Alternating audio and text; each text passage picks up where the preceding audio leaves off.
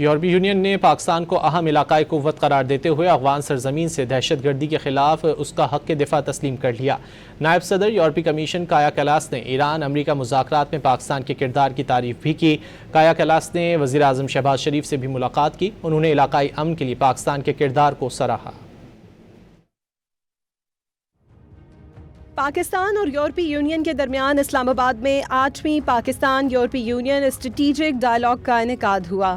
دونوں فریقوں نے اسٹریٹجک انگیجمنٹ پلان 2019 کے تحت تعاون پر پیش رفت کا جائزہ لیا۔ ڈائیلاگ میں دو طرفہ تعلقات کو جامع اور باہمی مفاد پر مبنی شراکت داری میں تبدیل کرنے کے عزم کا اعادہ کیا گیا۔ ڈائیلاگ کے بعد پریس کانفرنس میں نائب صدر یورپی کمیشن کایا کلاس نے امریکہ ایران جنگ بندی میں پاکستان کے کردار کو سراہا۔ انہوں نے افغان سرزمین سے دہشت گردی کے خلاف پاکستان کا حق دفاع تسلیم کیا۔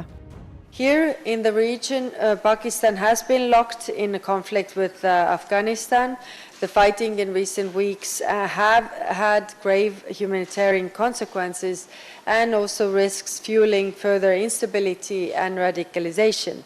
And this is why we have constantly called on both sides to exercise restraint and de-escalation. Pakistan has the right to defend itself and its people in line with the international law. وزیر خارجہ اسحاق ڈار نے افغان سرزمین سے فتنہ الخوارج اور فتنہ الہندوستان کے پاکستان پر حملوں پر تشویش کا اظہار کیا۔ We have also discussed security issues and terrorism, including the presence of Fitna Khawarij and Fitna Hindustan elements on Afghan soil. Their continued attacks against Pakistan remain our top concern.